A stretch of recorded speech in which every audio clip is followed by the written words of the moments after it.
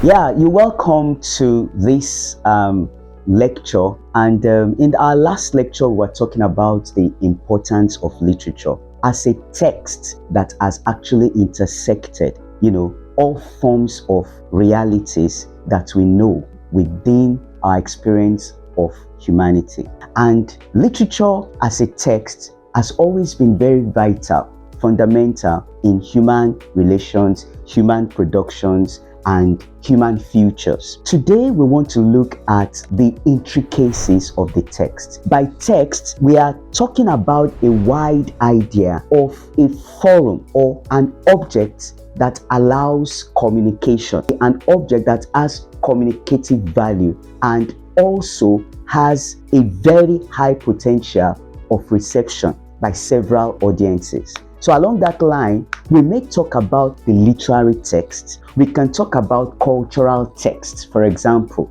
a cultural text can include a film production. It can include a regular performance of a particular festival. It can even be a way in which certain kinds of material objects have become part of the meanings and identities that belong to a particular society. That can be a text. We can talk about photographic text, we can talk about historical text, and so on and so forth. But today, we want to look at the text as a general denominator for a production of meaning, just like literature happens to be. Now, what is the text? Many times we imagine that the text has just one particular origin of production or a particular framework of production, and by extension we always look for a certain author who is the doyen, so to speak, of the meaning of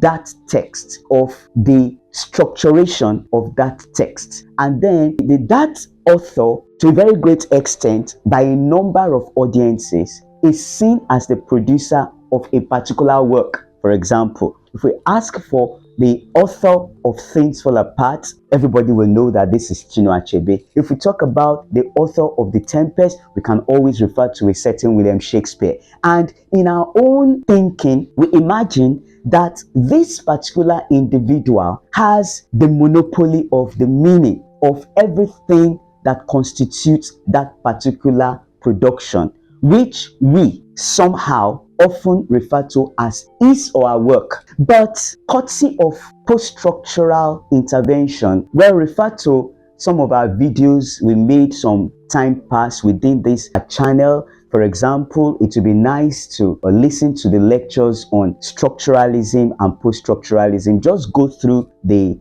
archive and you'll find these lectures there. Listen to them. They'll be very enriching for your own purpose, and then you'll know where we are coming from. Now, when we talk about the work, we often refer to a particular producer, but actually the so-called work, we'll find out very soon, does not always belong to a single producer, simply because that single producer has been able to benefit from certain cultural materials around him or her that has allowed them to able to inscribe this particular thing that we call their work. For example, the language of any kind of novel or poem or play text or whatever the case may be is not what that author has fabricated. The author must use the language of the society, the language of the people, which they are not the manufacturers of, to write. In other words, the author is indebted to something that has allowed them to be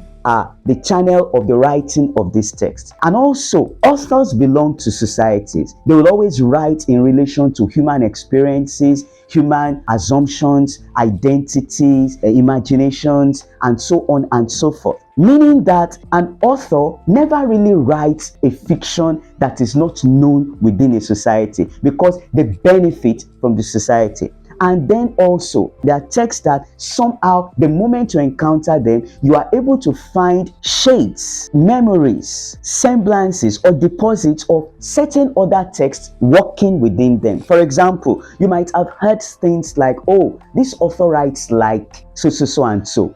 For example, we know that in the writings of William Shakespeare, Shakespeare benefited so much from several writers, several cultural domains like Roman, like Greek, and you will find out that a number of his characters in several plays are often, from these worlds, Roman experiences, Roman culture, and Greek intersections, and so on and so forth. Okay, you find a lot of these things happening in text, meaning that a text does not actually belong to a singular channel of production or a singular producer we somehow arbitrarily call the author.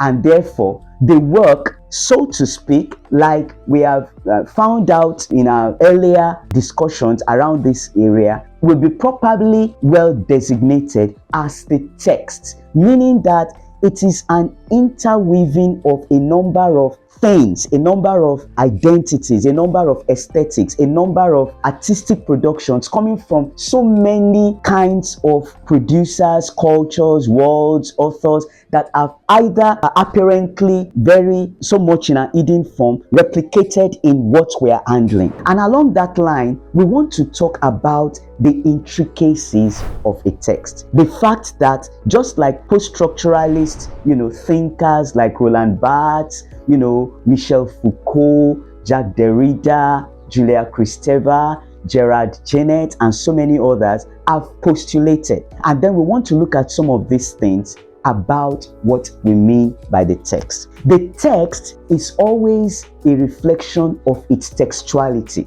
That is, the fact that it can be understood in several ways. Its meaning is endless, depending on the reader and who is looking at this particular text. Depending on the experiences of the audience, you will never really meet a singular meaning of a text. That makes the text textual. That is, it has several ways of being approached, several ways of being understood, several ways of being contemplated, several ways of being imbibed, consumed by the audience. Now, the text is composed of several inroads, several domains of cultural and artistic meetings that make it dynamic. And I will begin to mention certain terms that will be beneficial to us in understanding these intricacies of the text. The fact that the text is never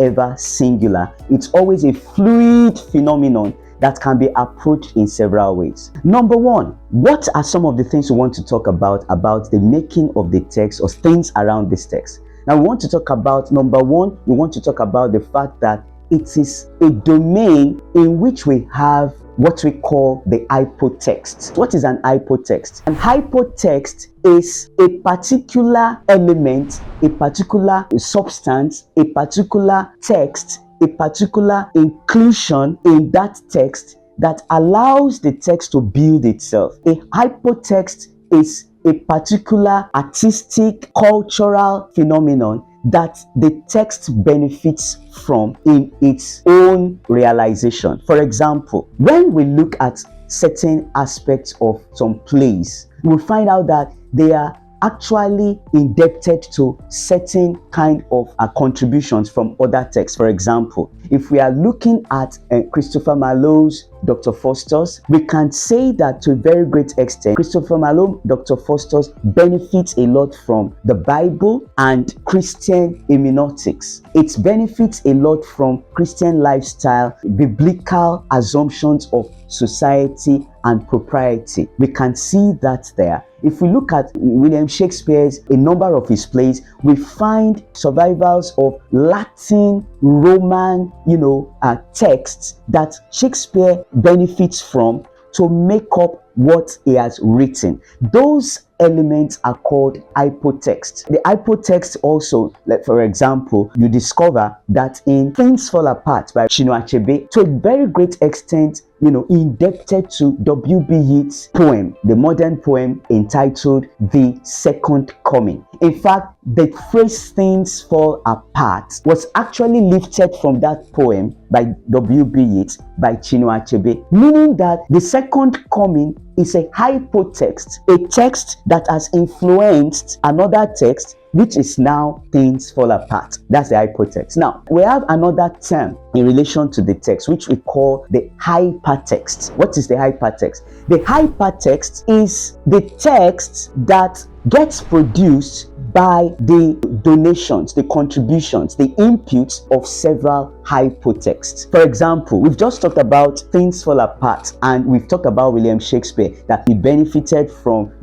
Greek, Roman, some other English authors in the making of a number of his works, his productions, that we know as within Shakespearean literature. Now, those are hypotexts, but the products that we now have. For example, things fall apart, the product that has become things fall apart, benefiting from the English language, novel tradition, benefiting from W.B. Yeats, the Second Coming and all that, now becomes a hypertext. The hypertext is the text you are holding, which has benefited from several hypotexts in its making. So every literary text you hold is a hypertext, because it is the full product now, the complete product of the collaborations, mixtures of several influencers we call hypotext. Let me round off now by talking about the intertext. The intertext, when we talk about the intertext,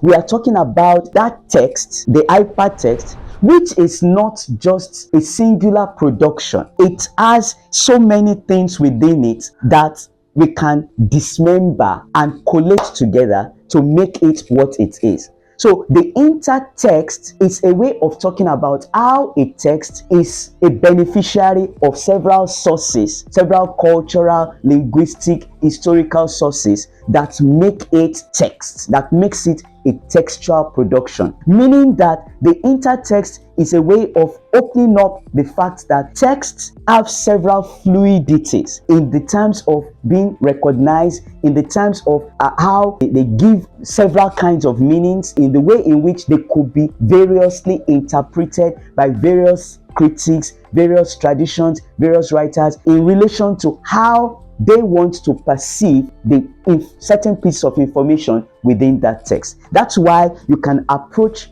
things fall apart, you can approach Shakespeare, we can approach Milton, we can approach Kiran Desai, we can approach, Margaret Atwood from a number of reading perspectives. You can approach them from feminist, post-colonial, Marxist, culturalist yardsticks, and you are saying something that is very cogent along the way in which that can be seen as very, very recognizable about that text. Ladies and gentlemen, we'll come back very soon in our next video production to expand on this phenomenon. Make sure you like, subscribe to this channel, and then please disseminate it. Thank you very much.